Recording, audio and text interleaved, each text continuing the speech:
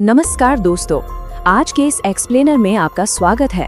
आज हम इतिहास के पन्नों को पलटेंगे और जानेंगे कि कैसे पिछले 80 सालों में एक जियोपॉलिटिकल न्यूक्लियर चेन रिएक्शन ने पूरी दुनिया को अपनी चपेट में ले लिया। सच मानिए, ये सिर्फ विज्ञान की कोई आम कहानी नहीं है, बिल्कुल नहीं। ये कहानी है अंतर्राष्ट्रीय धोखे की, टॉप सीक्रेट जासूसी की और ताकत की उस अंधी भूख की जिसने दुनिया का नक्शा हमेशा के लिए बदल कर रख दिया। तो तैयार हो जाइए इस रोमांचक सफर के लिए। अब जरा इस बात पर गौर कीजिए, दुनिया भर में करीब 195 देश हैं, राइट? और लगभग इन सभी के पास अपनी आधुनिक सेनाएं मौजूद हैं। लेकिन आपको जानकर हैरानी होगी कि इन 195 देशों में से सिर्फ, जी हाँ, सिर्फ 10 देश ऐसे हैं जिन्होंने इस खौफनाक और तबाही मचा देने वाली न्यूक्लियर ताकत को सफलतापूर्वक हासिल किया है। मतलब आप समझ सकते हैं कि ये न्यूक्लियर क्लब असल में कितना एक्सक्लूसिव है और सच कहूँ तो कितना खतरनाक भी। तो आज हम इस पूरी क्रोनोलॉजी को 6 अहम पड़ावों में समझेंगे। हम बात करेंगे द फर्स्ट चेन रिएक्शन की, फिर धोखे का शिकार साथी और राष्ट्रीय गौरव, एशियाई हथियारों की रेस, रेगिस्तान के राज, ग्लोबल प्रोलिफरेशन नेटवर्क और अंत में हम देखेंगे अगला न्यूक्लियर क्षितिज। ये हमारा आज का पूरा रोड मैप है। ठीक है, तो चलिए बिना किसी देरी के इस कहानी में गोता लगाते हैं। हमारा पहला सेक्शन है the first chain reaction, how fear ignited the atomic age, यानी डर ने कैसे परमाणु युग की शुरुआत की।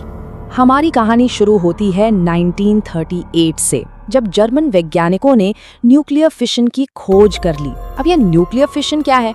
आसान भाषा में कहें तो एटम्स या परमाणुओं को तोड़कर एक जबरदस्त ऊर्जा का विस्फोट करना।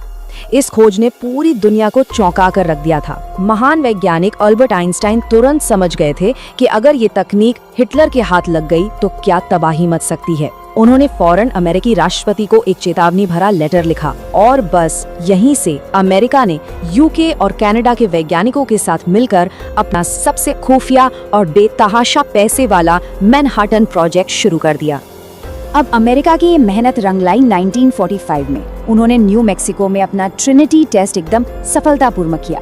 बम बन गया और रातों रात उसे जापान पर गिरा भी दिया गया। लेकिन इस घटना ने किसी और की नींद उड़ा दी।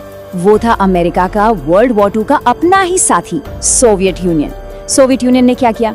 उन्होंने अपने डबल एजेंट्स लगाए, अमेरिका की रिसर्च चुराई और किसी ने उम्मीद भी नहीं की थी उससे कहीं पहले 1949 में कजाकिस्तान में अपना टेस्ट RDS-1 कर डाला।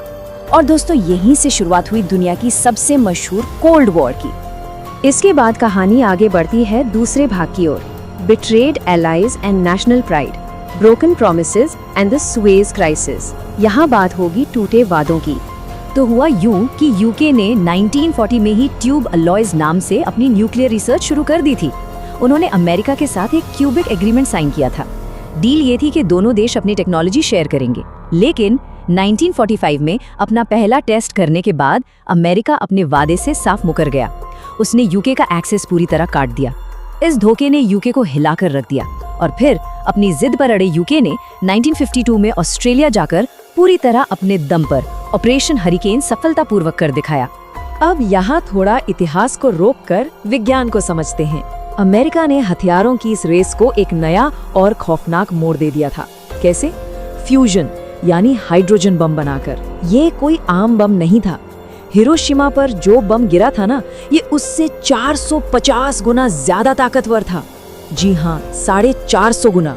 अमेरिका ने 1952 में इसे टेस्ट किया और जैसे कि कोई होड़ लगी हो, 1955 में सोवियत यूनियन और 1957 में यूके ने भी अपने अपने हाइड्रोजन बम बना लिए। इसी बीच फ्रांस भी पीछे नहीं था। फ्रांस असल में शुरुआत में सिर्फ सिविलियन न्यूक्लियर पावर यानी बिजली बनाना चाहता था, लेकिन 1956 के सुएज नहर संकट के दौरान एक बड़ा ट्विस्ट आया।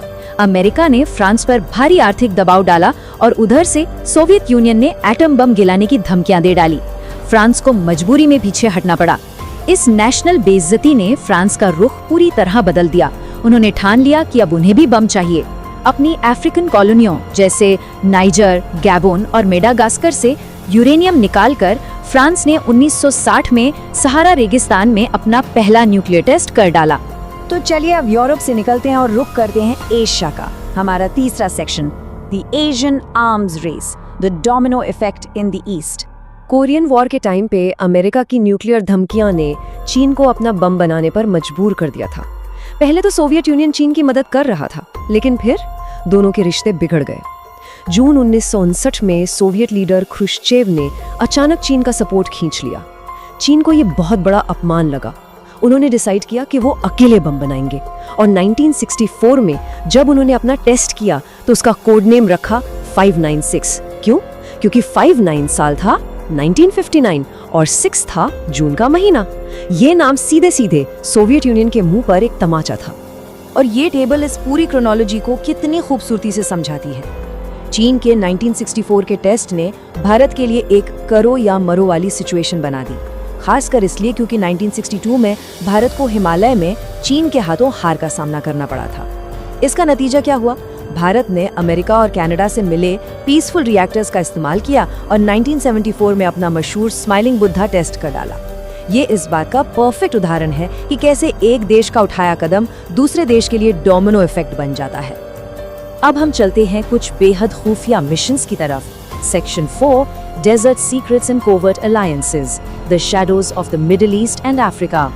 18 साल की जेल, सोचिए, एक सच बोलने की इतनी बड़ी कीमत। ये कहानी है इजराइल की खुफिया न्यूक्लियर फैसिलिटी के एक टेक्नीशियन मॉर्डिकाई वनूनू की। आपको बता दूं, अमेरिकी राष्ट्रपति केनेडी के लाख मना करने के बावजूद इजराइल ने 1967 में ही अपना बम बना लिया था, जिसे उन्होंने कभी दुनिया के सामने माना नहीं। लेकिन 1986 में जब वनूनू ने ये राज ब्रिटिश प्रेस को लीक कर दिया, तो इजराइल की खुफिया एजेंसी मुसाद ने एक हनी ट्रैप बिछाया। वनूनू को अगवा किया गया और उसे 18 साल जेल की सलाहों के पीछे गुजारने पड़े। उसी दौर में एक और हैरान करने वाली पार्टनरशिप हुई।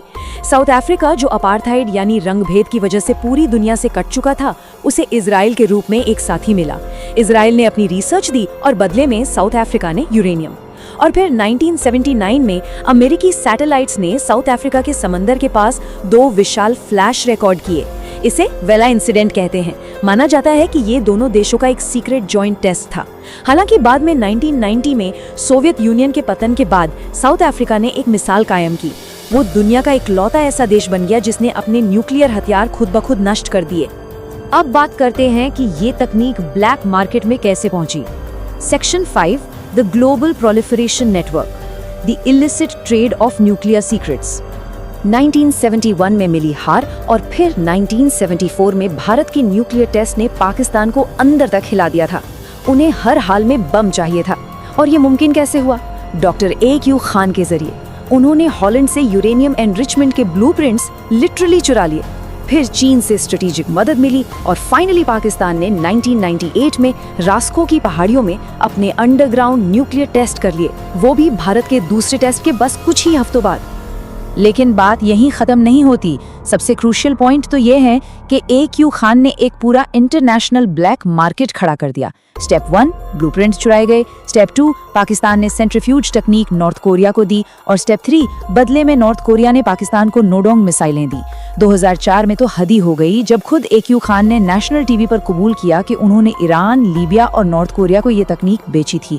इसके बाद उन्हें फॉरेन हाउस अरेस्ट में डाल दिया गया। और इस ब्लैक मार्केट का सबसे बड़ा फायदा उठाया नॉर्थ कोरिया ने।